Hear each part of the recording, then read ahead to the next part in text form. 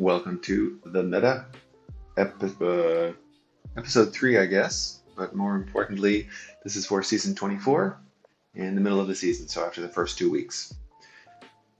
If you're watching this for the first time, or this this show for the first time, what it's all about. So basically, we look at the competitive, and by that I mean the upper couple of leagues primarily, or players who are advancing through the leagues with the intention of being at the upper leagues, once or twice per season, depending on what's going on and what's changing. Basically, I give my own personal thoughts on what's happening, show some analysis that I've done, or some interesting stats that I find interesting for myself. Who am I? I'm Kin. I've got like 9-ish million GP. My past performance doesn't really matter. Currently, I'm doing okay, around 4,000 skill rating. But what's more valid, what do I think care about probably for this particular show, and what's more important, is I watch a huge amount of GAC footage from other content creators. Primarily on YouTube. I mean, I watch a decent amount of Twitch when I have time. That's primarily the main issue for me, is finding an uninterrupted block of time. But I watch a huge amount of footage on YouTube, mostly for the Grand Arena Science Counters tool. I select a few of those along with a few other people who send me ones that could possibly fit. Anyway, I watch a lot of GAC, so I have a pretty good feeling as to what's going on in terms of fights and the meta, as well as just looking at a bunch of data, which I find fascinating, helps me to do better. So, where are we right now? Where's the meta right now?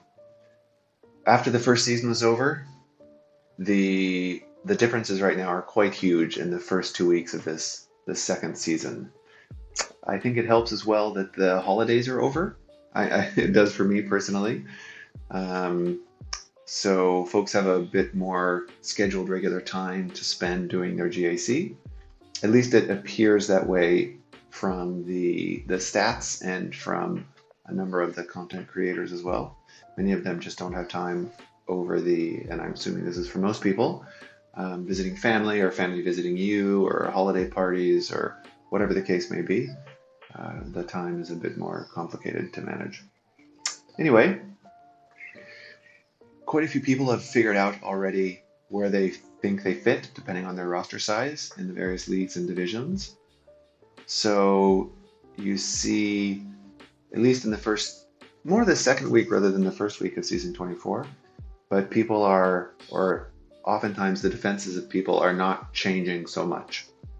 Or even people who are climbing or trying to maintain their position don't put as much time and effort into switching up their defenses.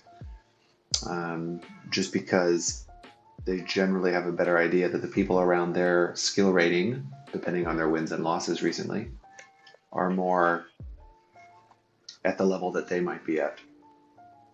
This is in Kyber primarily, Kyber 1, I would say.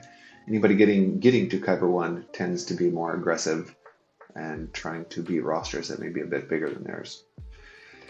From a character perspective, the Starkiller Marquise, Mara Jade, Dash, etc. are still making a huge impact. They are some of the most important characters in the game right now, along with Aiden, who is, I would say, a top three non-GL team, and her Omicron is incredibly valuable. It's crazy. It's changed a lot. The various what teams people save. It's made Darth Treya and even Barris far more valuable. Even Nest, in a strange way, is increasing in, well, we'll talk about Nest later. And most importantly, I think, and what a lot of people have realized, is that you don't need any of these new marquee characters or Aiden, I mean the Starkiller marquee characters, or Aiden at 7 stars or high relics. Of course it helps, because Aiden hits very hard, Dash hits very hard. Talon, in a Treya team in particular, once she stacks her speed and her loyal hand, or whatever the unique buff is that can get up to 20 stacks, she is very, very powerful. And that, of course, is really only at 7 stars for Darth Talon. So we're going to look at a couple of things here, like always, the playstyles and the character meta, the teams.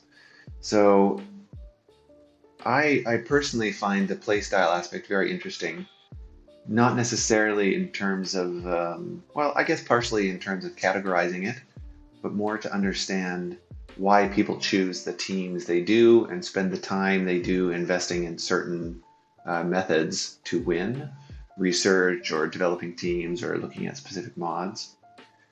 So I wanted to look at the top of the meta, or the top of the roster, the top of the leaderboards, um, and see how it looks, and then look at another league. So in this case, I looked at the Kyber 1 and Aurodium 1. And my goal was to try and understand people's playstyles as much as possible, like offense, defense, efficiency, non-efficiency. Do they try and clear or just win a lot of battles? The important part to keep in mind here is this is not a great data set to look at. I only looked at the top 25 of both leagues. Both leagues and each division, or really only Aurodium 1 and Kyber 1. And not only the top 25, but this is looking at the lifetime data, not just data from the last, let's say, 6 weeks or season and a half. So this is interesting, but don't take it as some sort of definitive study. A much better review of the data, or a much more precise data set would help a lot. So interesting, I think, but don't think of it as some sort of wow, this is the one, the end all be all. No pun, no, not talking about actual end all be all. So this is tiny text. Man, this is annoying. So let's zoom in a little bit, a lot bit. So this was at the end of season 24, week 2, or the beginning, really the beginning of week 3, after all of the stats had been updated on GG and from other places I can get my data. So I looked at a lot of different variables.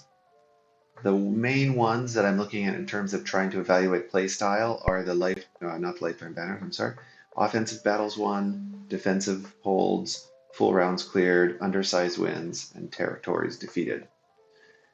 I don't have the player's name here, but I looked over the top 25 players.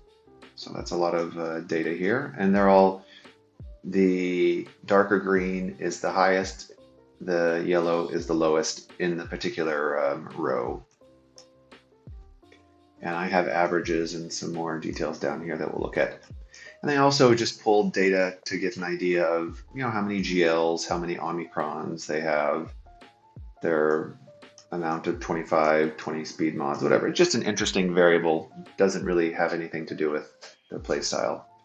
So before I go into the playstyle analysis that I tried to do here, everybody in Kyber 1 has 6 GLs.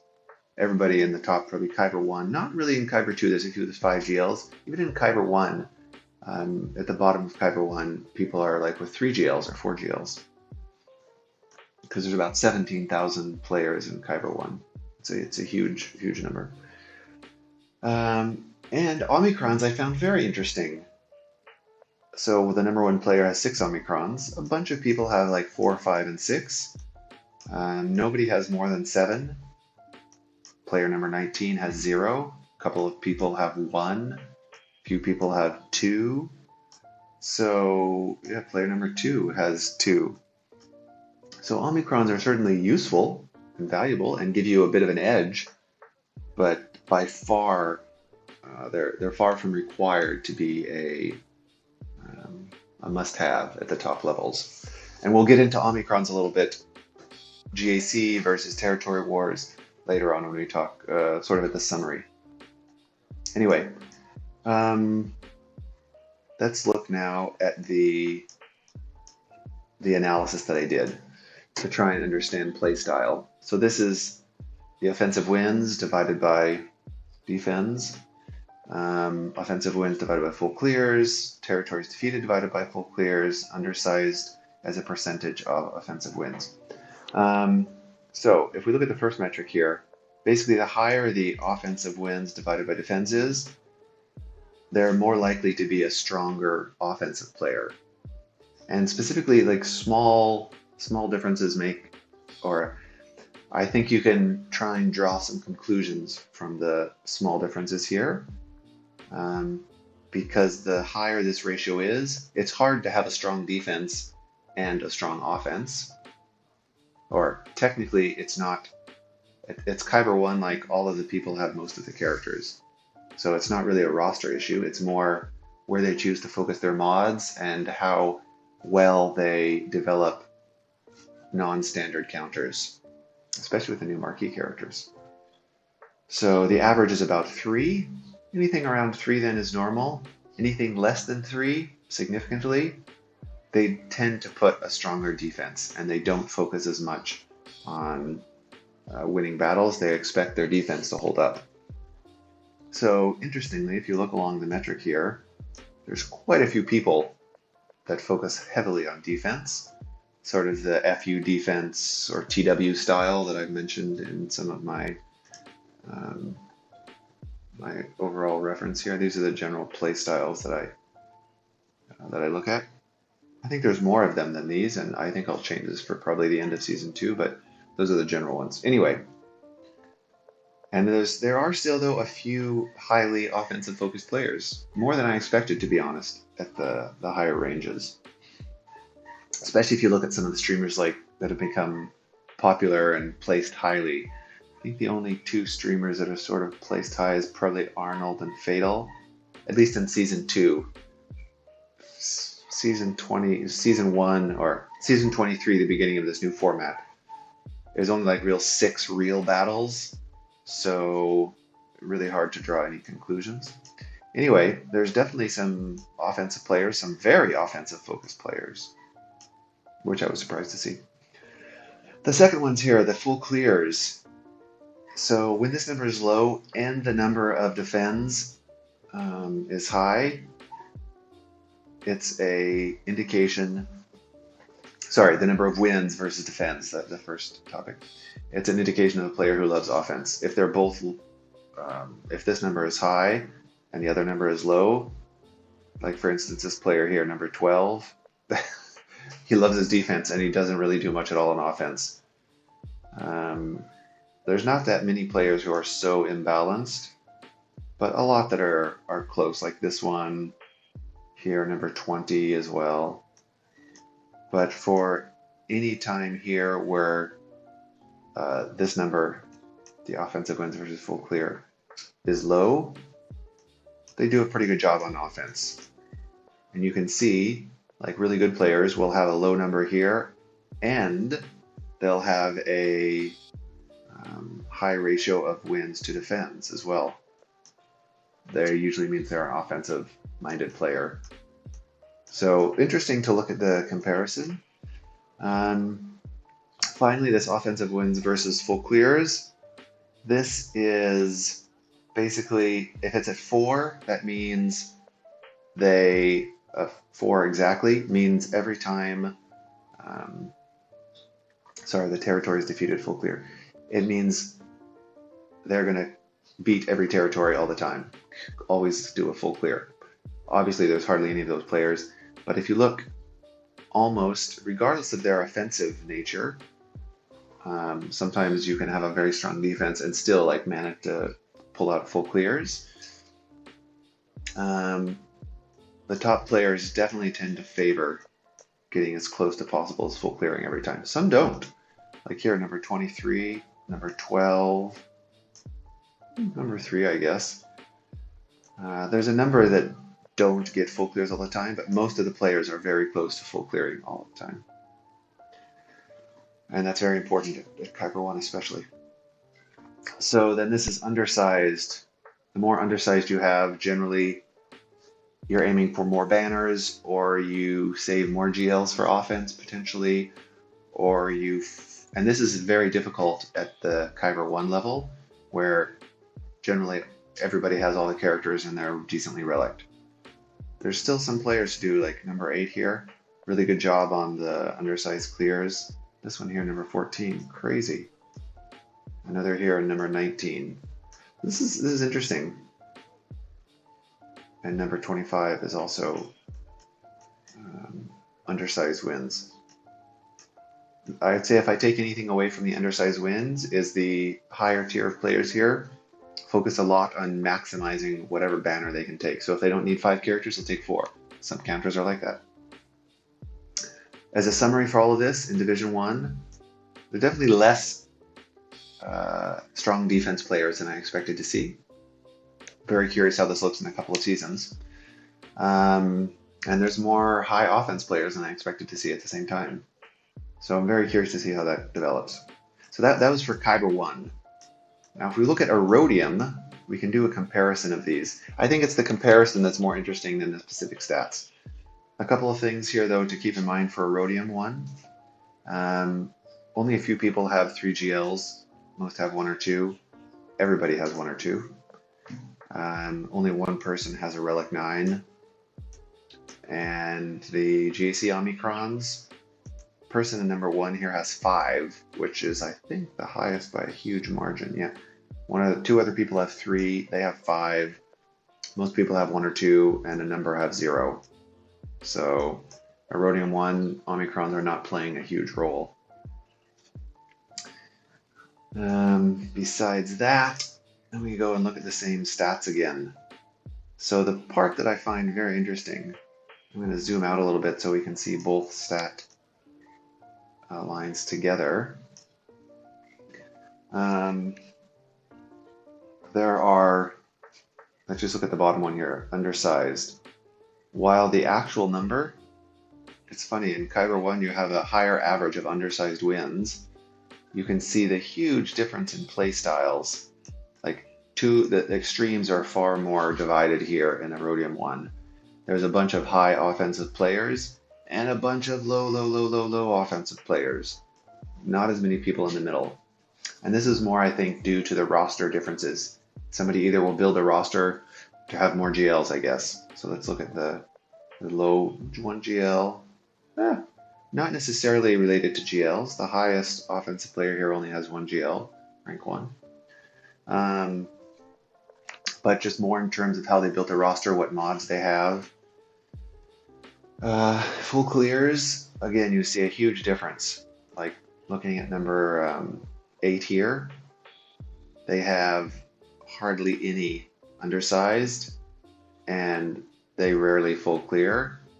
They just place a super strong defense and win that way, which is, they don't have these extreme examples in Kyber 1. You have to be much more flexible against each opponent, I think, in Kyber 1 compared to making the most use out of your roster in the lower divisions, lower leagues rather.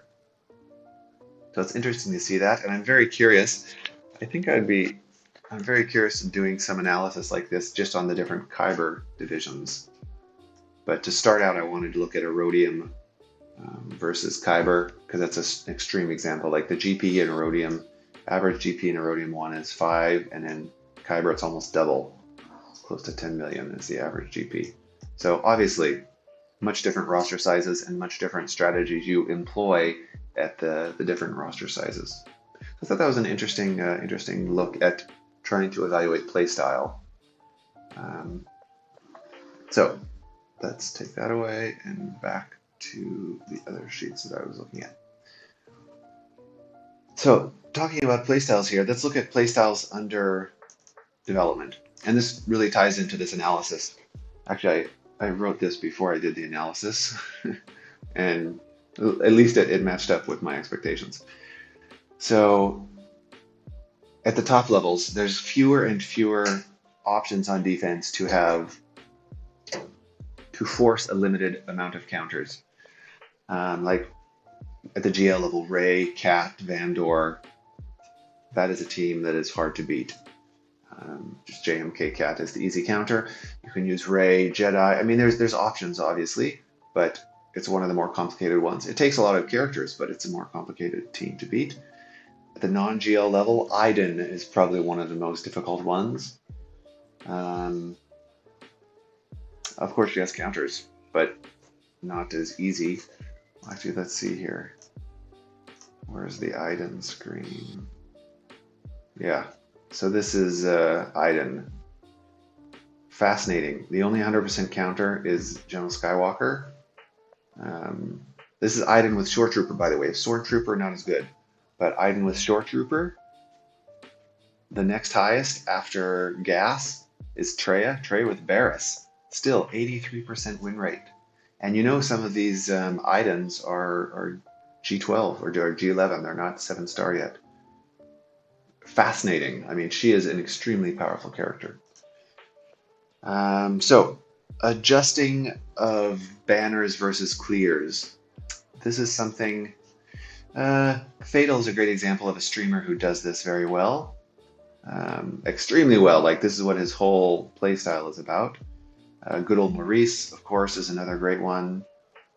End all be all.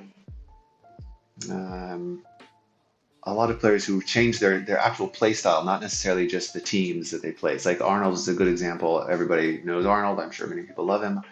But he mainly does the same play style every time. He just puts a shitload of stuff on defense. Nothing wrong with that. It's very valid, and he's performing very well. But I think for people, especially who are climbing, you're going to meet players, or you're going to fight players who have vastly different play styles. You could see it in Aurodium, like there's two extremes. As you go through Kyber, it changes, and they're not quite those extremes, but you'll still have the players who are just like the roster bully style, where they put everything on defense, and they know they can stay in Kyber 2 or Kyber 3 pretty easily. Even Kyber 1, I think, for the high GP roster bullies. And then you'll find players who are climbing like you, but maybe with a slightly different roster focus or the roster build. So you have to be able to change your playstyle based upon your opponent each round. And this is complicated. I mean, you could also just play the high offensive playstyle, which will beat almost anybody, but you have to be very good at offense. Takes less time also. You don't have to spend as much time caring about your opponent's defense or what they'll do on offense. You just have to know you have teams to beat whatever they could place, like their top 11 teams or whatever. Anyway, that's a different option. Not as many people play that because more potential for failure, really, unless you're very good at offense. Yeah, flexibility is king is what I'm seeing here a lot. The most successful players are changing up quite a bit. Their play styles, not just their teams on offense and defense, but actually how they play. So, building entire teams versus one or two strong characters. This continues to be a theme emphasized by the Starkiller, Omicrons, and Iden. You can no longer really rely, in Kyber I'll say, you can't rely on just one very strong character to carry a team. Like, Darth Sion and a Traya team or something like that. It just doesn't work any longer. It will work in some cases, but you cannot rely on it. It's not effective. And I'm still seeing a lot of this. This is sort of the roster bully play style, but it's also, I think, many players who are having a hard time finding the time to learn all the new kits, because we got so many new characters in the last 2 months. The meta has changed dramatically. It's crazy.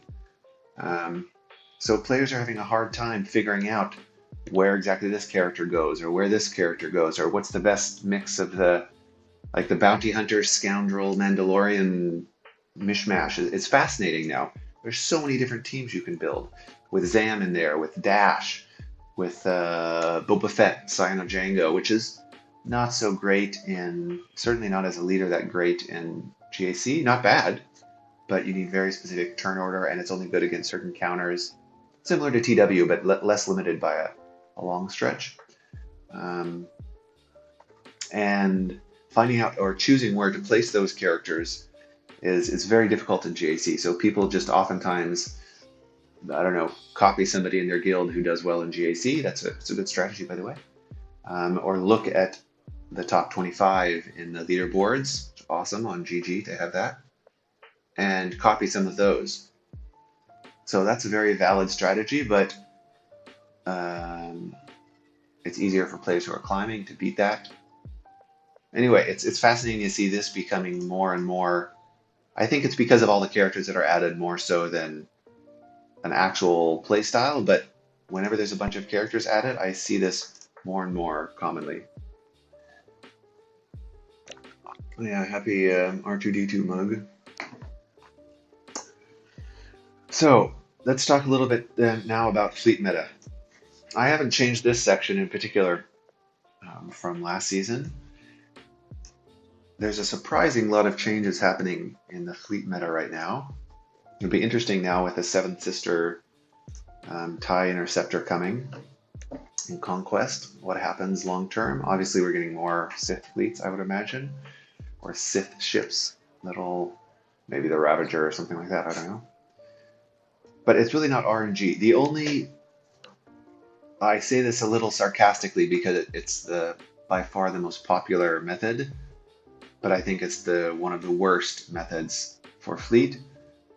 The only RNG involved in fleet is if you're putting your executor on defense and you don't have a reliable counter for it, which there's not really any highly reliable ones now.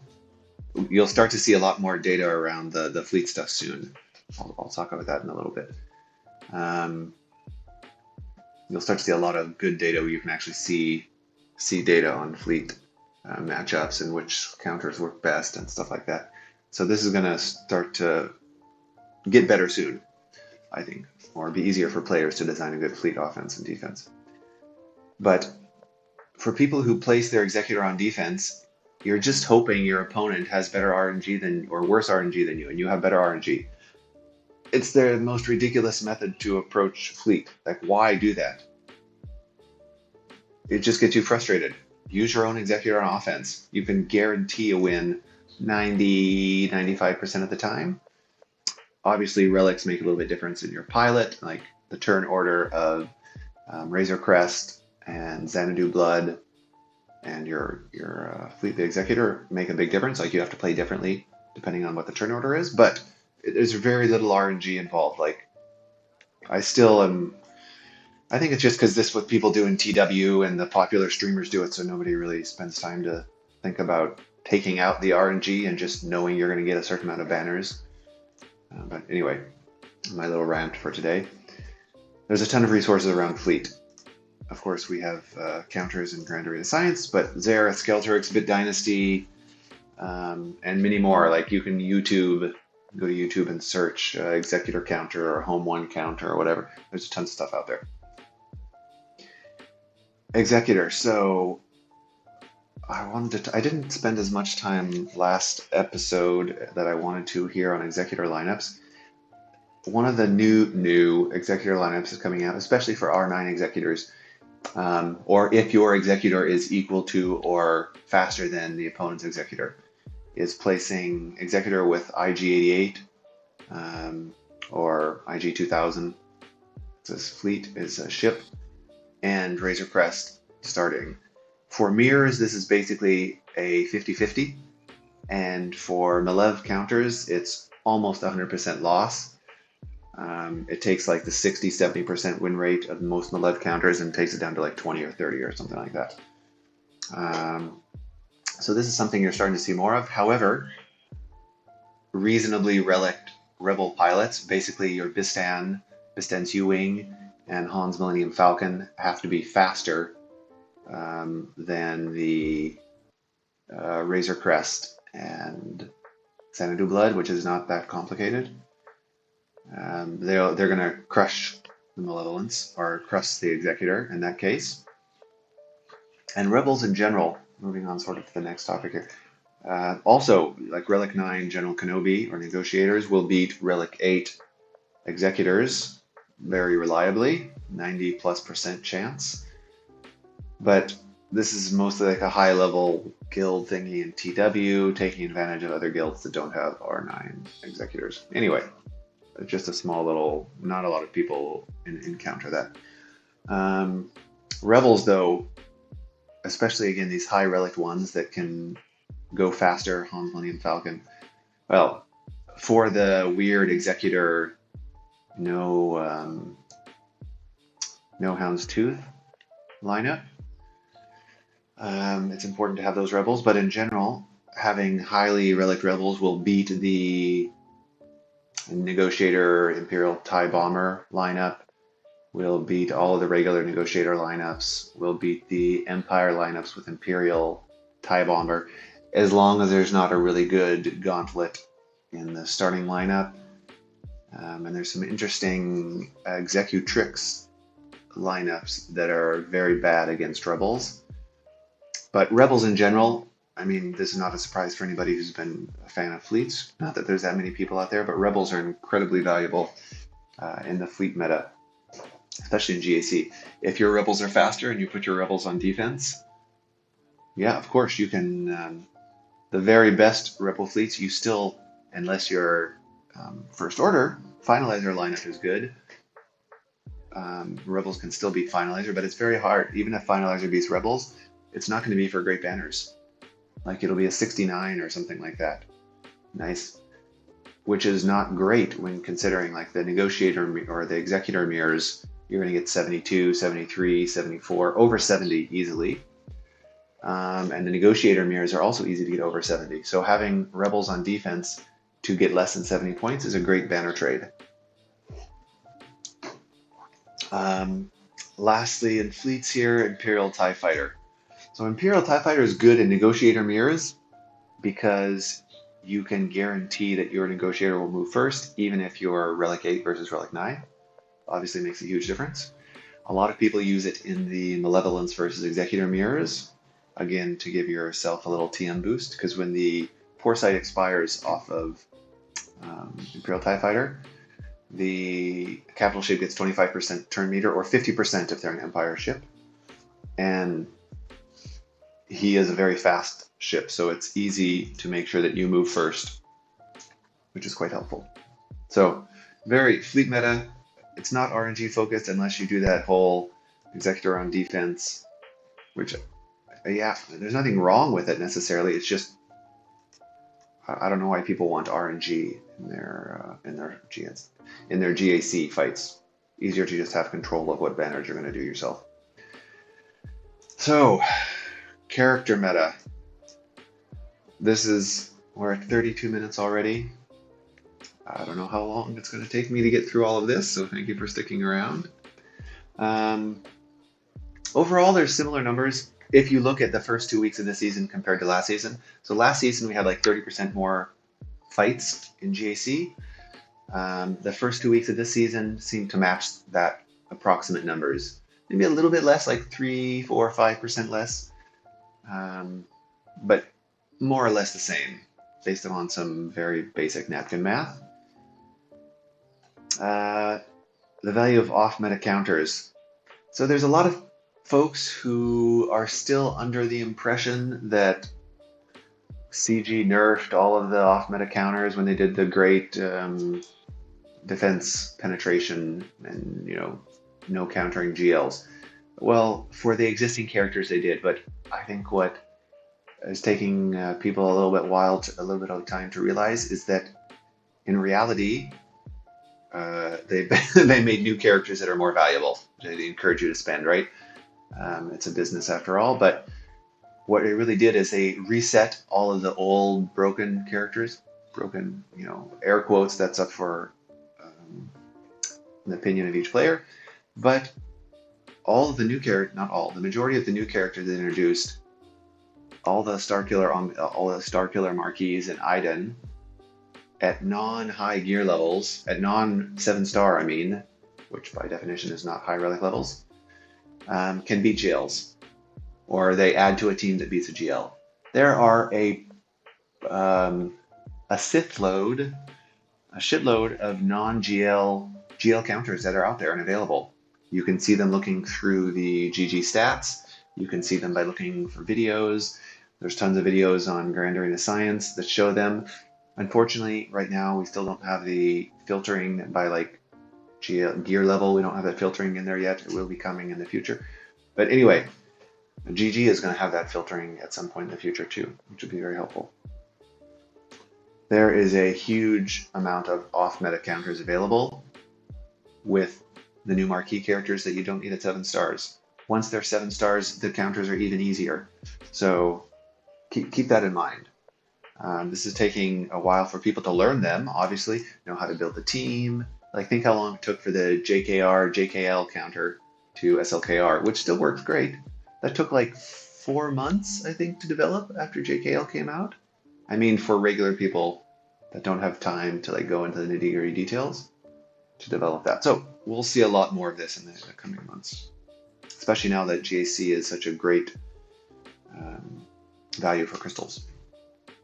Let's talk a little bit about Omicron value here. In a nutshell, I had some really great discussions on Discord recently about this. In a nutshell, and as we saw looking at the analysis of the top 25 in Aurodium 1 and Kyber 1, you don't need a lot of GAC Omicrons to place highly. The value of GAC Omicrons, in my opinion, is that they can get you, let's say they get you one extra win per season. It's probably not going to affect your overall placement or skill rating so much. It's much more important to be flexible in your playstyle and build your roster well. But it gets you one more win. In Kyber 1, that additional win is like 500 crystals. It's 900 for a win, maybe 300 for a loss. I don't remember the exact amount, but it's a significant amount of crystals. By contrast, a TW Omicron, if you're in a guild who is getting Relic 9 materials, I think the only time TW Omicron are good is if you're in a guild that is getting Relic 9 materials. I mean, Zetas are useful too at lower levels, so maybe not only Omicron, but I'm looking at like at the top 100,000 players or something like that. If you're getting R9 materials and your whole guild has a focus, like, okay, everybody do Boba Fett Scion, everybody do his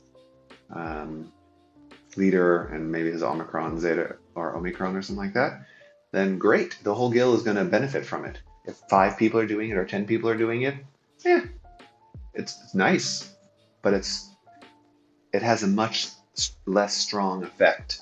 So keep that in mind when you're trying to evaluate which Omicron to apply. I think the GAC ones, Iden, Zam, the rest sort of depend on your team. Well, Qui-Gon is good on offense, sort of very expensive on defense, but my opinion of him is improved the more I see him on offense. Dash is great. Talon is really nice. But you need a Treya team. You need a strong Treya team to support Talon. So it really depends on your roster. But most of them will help. Let's say it gives you one extra win or enough of an advantage where an equal player without the Omicron will not do as well. Whereas TW, you really need the guild focus to support those Omicrons. Nest. She's not really ever been gone, I guess, but I've seen her cause holds so many times in Dash teams, in Treya teams, in other Dash teams, in some of the interesting Django Fett, Quill, IG-11 teams with Zam. There's a lot of strange setups because Dash is a scoundrel, a light side scoundrel. A lot of the setups that are speed-based that people will take in troopers or other characters to use against that often have TM reduction mechanics built into them. Those don't work so well when Nest is in there. She also does good soloing some of the teams. I'll leave that up to your GG searching to find out which ones are good. But I'm seeing her more and more cause problems. So another character that's very interesting is Thrawn. So now having a fast Thrawn is sort of a counter in territory wars to the Boba Fett Scion counters of Lord Vader. So people are making their Thrawn faster, which comes into GAC because a lot of people use their same. They don't change mods between the modes, or they just do what their guild says and put those in GAC. And under Lord Vader in GAC, Thrawn sort of stops the SLKR Watt Zombie Daka setup, which may be changed now with Lord Vader changes because they made that counter a little bit easier because of the crit bug that they fixed for Lord Vader, the crit immune bug. However, this is also easily countered by just throwing in a 5th character in the SLKR team, put in another pre-taunt. So you still have a taunt to protect your DACA from Maul.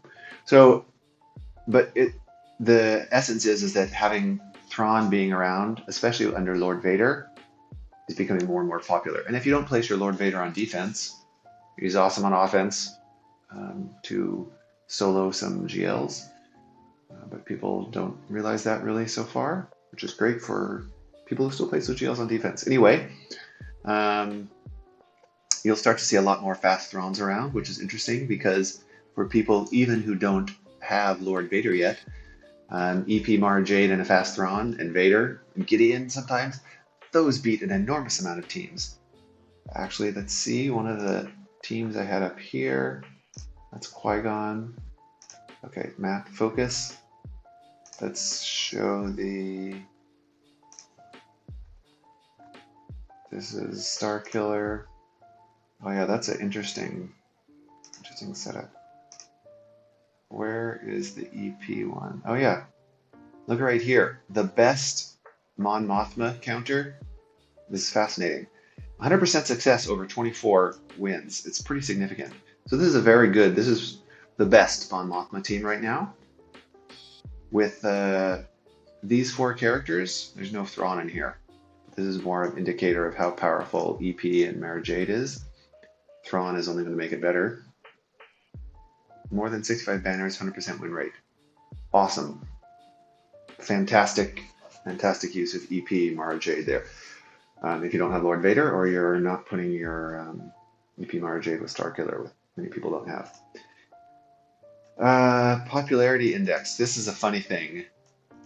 So it sort of ties into Starkiller. Where's the one I was trying to do? Did I not have it up? Anyway, GG is a lot more popular. Arnold's using him more on defense. Zareth, I think, started to make him popular, and Zareth and Arnold are, anyway, they're on good relationships now. But you're seeing a lot more of GG usage against Iden, although Iden with Shore, still not a great, you can still win, but not guaranteed by any stretch of the imaginations. And if we go to the Starkiller matchups, and you start seeing, this is what was considered for a while the best Starkiller defensive team with General Kenobi in there. Sort of expensive, but if you have Qui-Gon and you use him on offense instead of defense, it's a good fit for General Kenobi. GG still only 89% or 82%. This is GG BB-8. If you go down and look at the GG Newt, 44%. No chance really. Even SLKR, 87%. This is a great lineup. However, go and look over here with Juhani.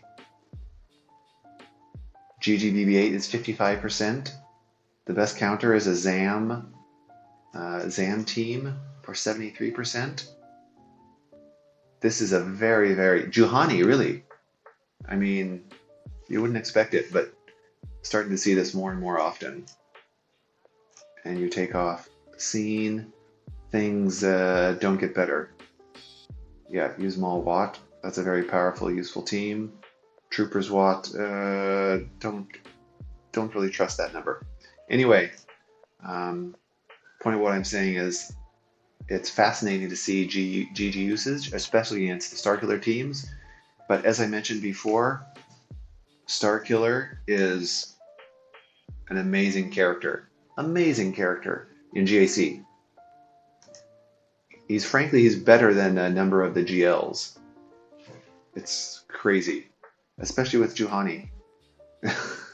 I mean, I guess if you wanted a reason to use your Juhani, there you go.